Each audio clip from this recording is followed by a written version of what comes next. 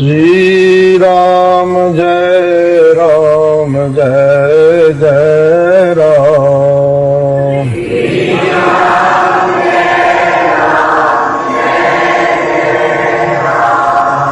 श्री राम जय जय राम।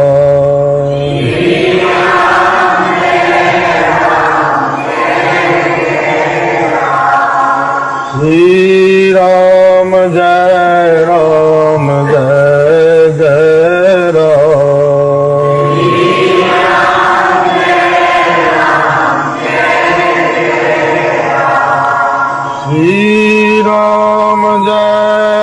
जय जय राम।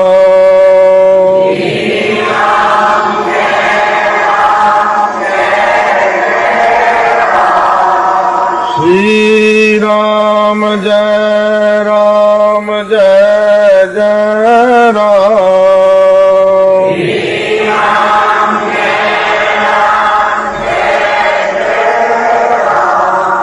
श्री राम जय जय राम।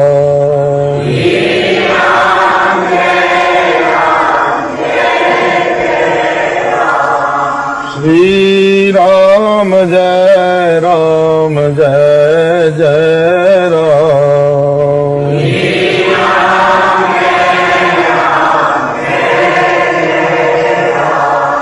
श्री राम जय जय राम।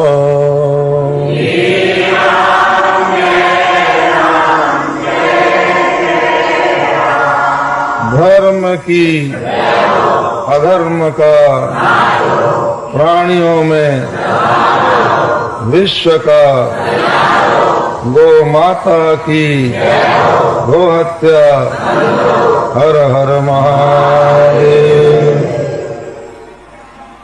समुपस्थित महात्मा वृंद, विद्वद वृंद, देवियों, सज्जनों, समवेत हुए।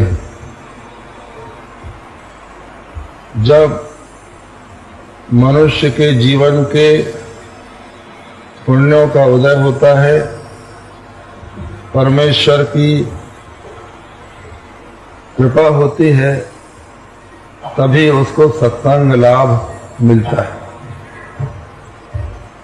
धन्य घड़ी सोई जब सत्संगा, वही घड़ी धन्य है जब प्राणी को सत्संग प्राप्त होता है।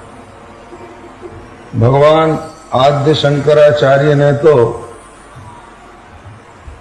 यहां तक कह दिया, क्षणमपि सज्जन संगति रेखा भवति भवार्णव तरणे नौका। इसका अर्थ है, एक क्षण मात्र की सज्जन संगति ही संसार समुद्र के लिए नौका बन जाती है। प्रश्न ये आता है, कुछ काल जब सत्संग करे तो प्राणी के ऊपर प्रभाव पड़ता है, उसमें परिवर्तन आता है, यह तो समझ में आती है बात।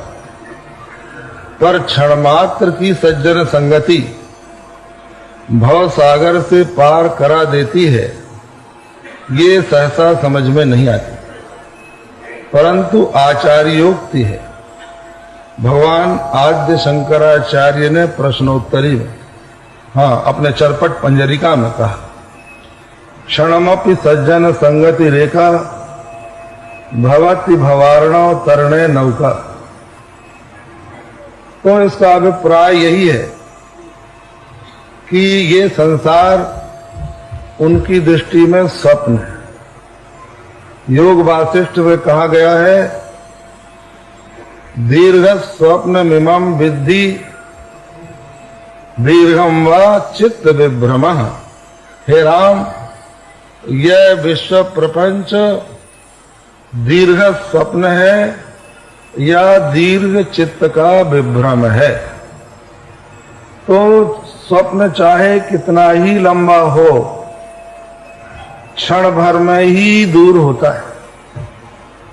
आप अपने घर में बैठे बैठे निद्रित हो जाते हैं, सो जाते हैं, सब प्रकार से सुरक्षित हैं। स्वप्न में देखते हैं बहुत जोरों की वृष्टि हुई, बाढ़ आ गई, घर गांव डूबने लगे, हमारा भी घर डूब रहा है, हम भी डूबने जा रहे हैं, आसपास जल ही जल दिखलाई पड़ रहा है, चिल्ला रहे हैं नाव लाओ नाव लाओ, पर दूर तक नाव नहीं दिखलाई पड़ रही। लगता है अब तो संसार छूटा, अब तो प्राण गए। उसी समय आकर कोई कहता है उठो, और नींद खुल जाती है। हम देखते हैं हम आराम से बिस्तर पर सोए हुए हैं, बाढ़ का कोई यहां पर प्रभाव नहीं है। तो एक क्षण में जैसे वो बाढ़ का दुख दूर हो गया। और एक दृष्टांत तो गोस्वामी तुलसीदास जी ने स्वयं दिया है। उन्होंने कहा जैसे कोई स्वप्न में हमारा सिर काट ले, हम स्वप्न देख रहे हैं हमारा सिर कट गया, मर गए, लोग हमारे लिए रो रहे हैं, अर्थी में चढ़ाकर श्मशान ले गए, चिता में रखकर आग लगा दी, हम समझ रहे हैं मर गए, और बगल में किसी ने बैठे बैठे एक धक्का दिया और नींद खुली, हम देखते हैं सही सलामत। तो जैसे क्षण भर में सिर कटने का दुख दूर हो गया, उसी प्रकार जो महापुरुष हैं उनके संपर्क से जब प्राणी को आत्मा के स्वरूप का बोध होता है, क्षण भर में इस संसार सागर से वो पार हो जाता है। तो ये ऐसी भूमि है वृंदावन भूमि, जिसमें बड़े बड़े रसिक और तत्वदर्शी लोगों ने तपस्या की है। यहाँ का कण कण उनके संस्कारों से संस्कृत है। यहाँ न जाने कितने भक्तों ने श्री वृषभानुनंदिनी राधा रानी के चरण कमलों का चिंतन किया है, श्री राशेश्वर के साथ उनके विहार की लीला का अनुसंधान किया है, और न जाने कितने तत्वदर्शियों ने यहाँ पर बैठकर तत्व विचार किया है।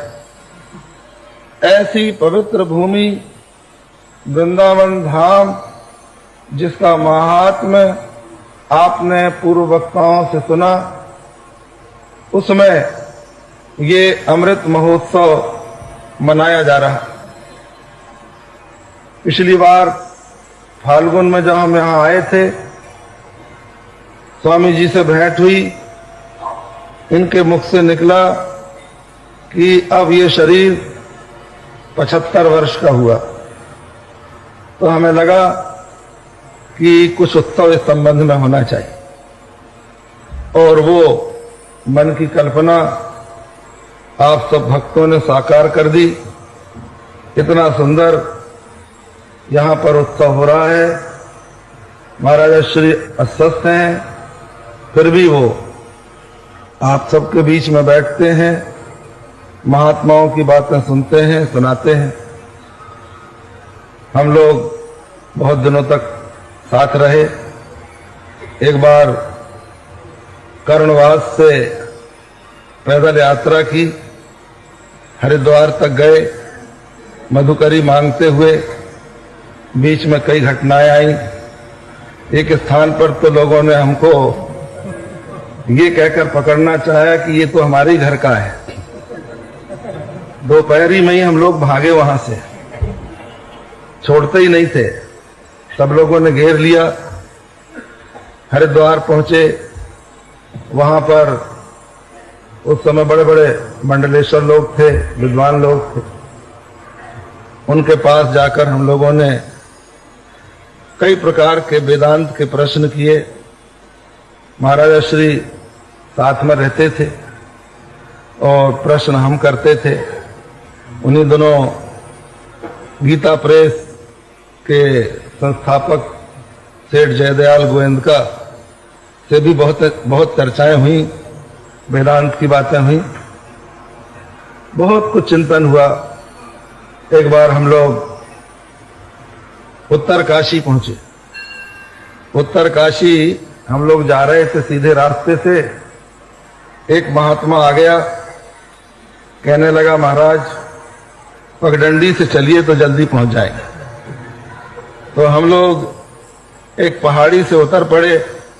स्वामी जी का शरीर स्थूल था। थोड़ी दूर नीचे जाने के बाद जब लौटकर देखा तो बहुत नीचे आ चुके थे। अब ऊपर चढ़ना भी कठिन था और आगे भी पहाड़ी दिखाई पड़ रही थी। स्वामी जी बोले कि स्वामी जी ये तो पगडंडी नहीं है, ये पागल डंडी है। इस साधु ने तो बुरा फंसाया। खैर हम लोग किसी तरह से उत्तर काशी पहुंचे। वहां भी अच्छे अच्छे महात्मा मिले। एक बड़े अच्छे महात्मा थे स्वामी ब्रह्म प्रकाश जी।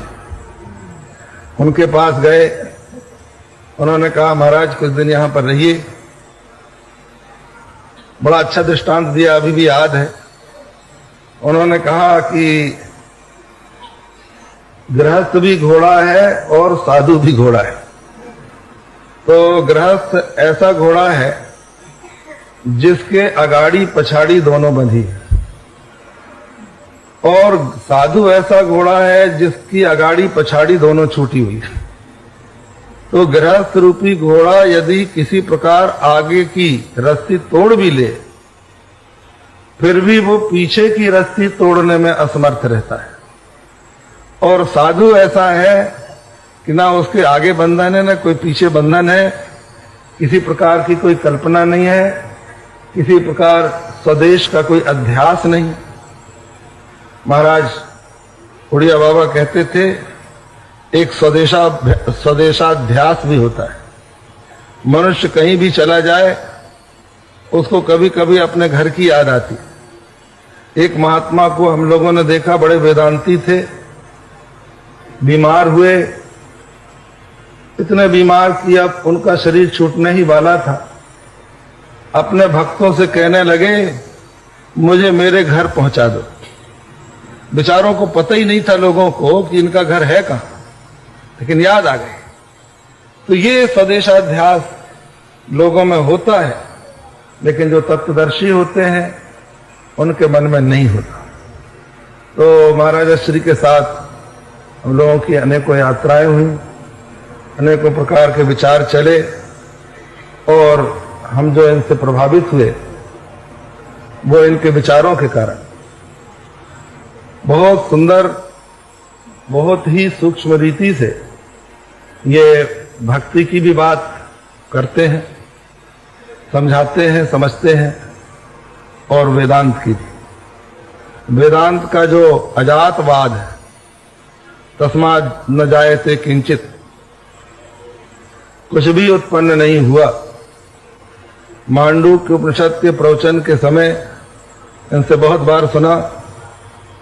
महाराज श्री उड़िया बाबा भी अजातवाद की ही चर्चा करते थे। वे तो उसके नीचे सोचते ही नहीं थे।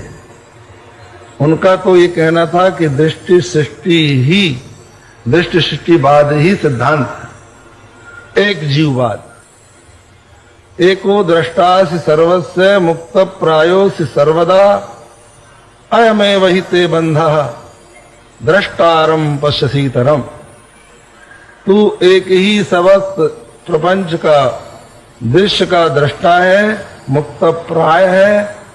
यही तेरा बंधन है कि तू अपने से भिन्न किसी और को दृष्टा देखता है।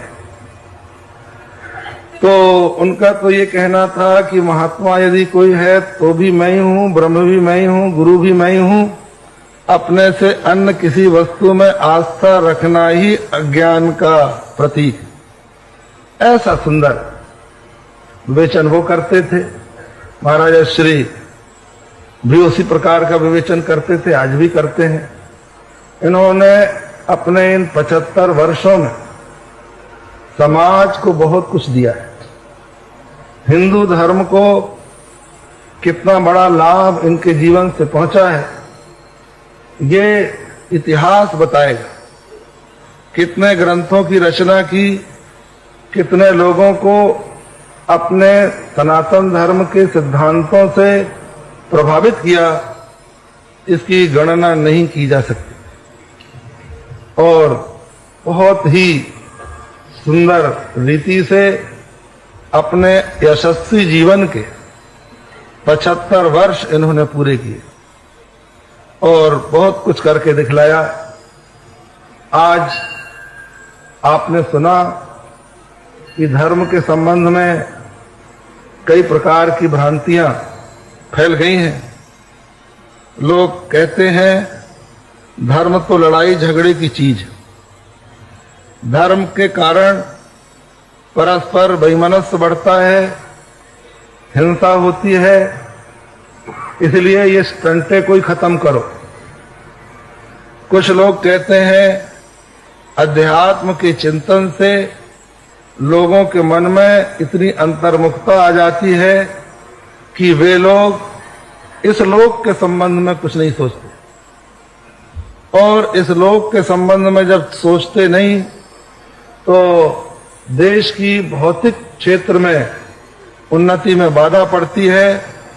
और कुछ लोग तो कहते हैं देश की जो स्वतंत्रता आई उसका कारण हमारे दार्शनिकों की परलोक परता थी, परंतु ये दोनों ही बातें गलत हैं।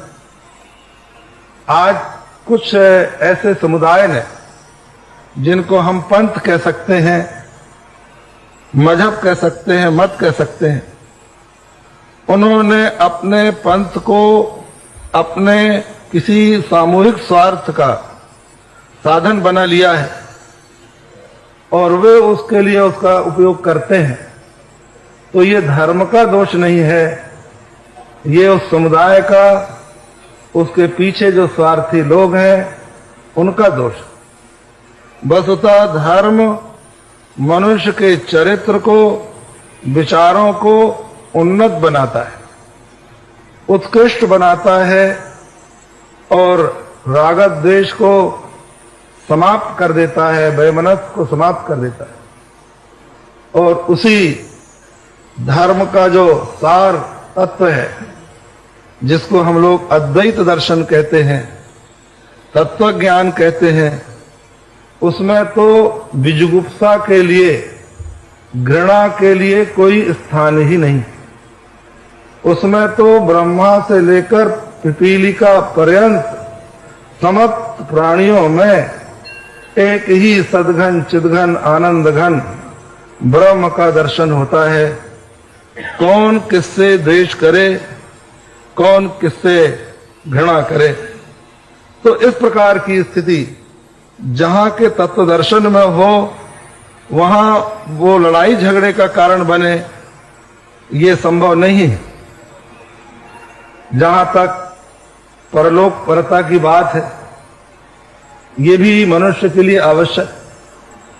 एक दृष्टि से आप देखें तो आज जो देश का और विश्व का पतन हो रहा है, वो केवल इसी जीवन के संबंध में सोचने के कारण हो रहा है।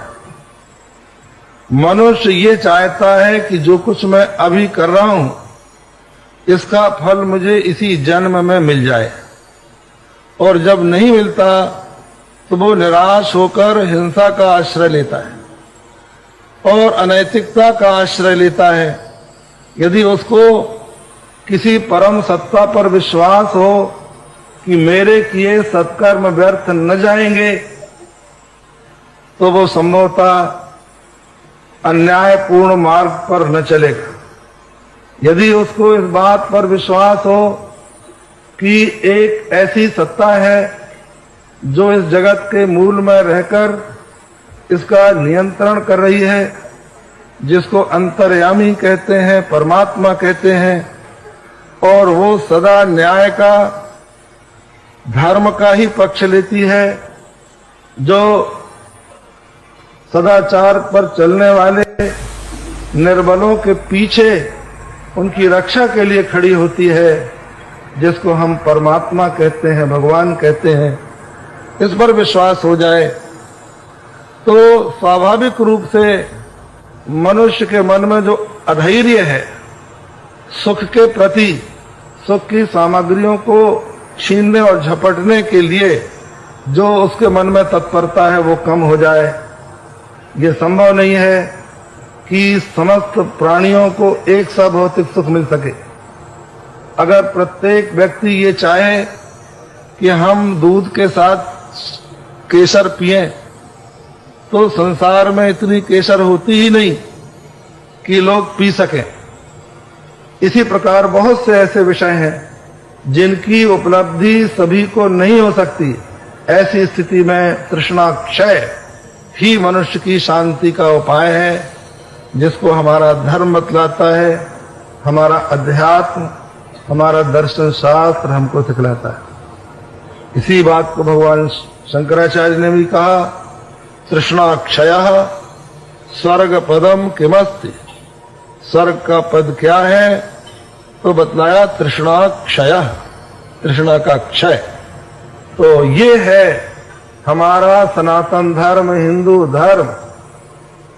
आज जब कोई हिंदू धर्म की बात कहता है तो उसको उसी रूप में ग्रहण करना चाहिए कि ये एक ऐसा विशाल धर्म है, एक ऐसी विचारधारा है, ऐसी एक पवित्र जीवन प्रणाली है जो अत्यंत उदार है और जिसको मानने वाले समाज के बीच में सभी प्रकार के विश्वास के लोग अपने अपने विश्वास और आस्था के अनुसार ईश्वर की आराधना करते रहें।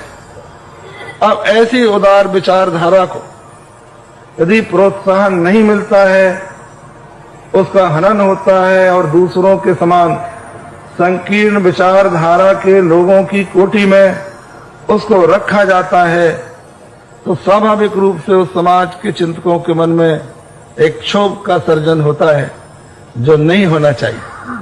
तो इन सब दृष्टियों से महाराजा श्री ने अपने विचारों के द्वारा उस महान हिंदू संस्कृति सभ्यता का, विचारधारा का पोषण किया है और कर रहे हैं, जिसकी आज के देश को और विश्व को नितांत आवश्यकता है। इसलिए हम तो भगवान बांके बिहारी श्री राधा रानी से, जिनका ये क्षेत्र है वृंदावन धाम, प्रार्थना करेंगे कि महाराजा श्री चिरायु हों और इनकी अस्वस्थता पूर्ण रूप से दूर हो और इसी प्रकार ये समाज का मार्गदर्शन करते रहें। बस आज इतना ही कहकर अपना प्रवचन हम पूर्ण कर रहे हैं।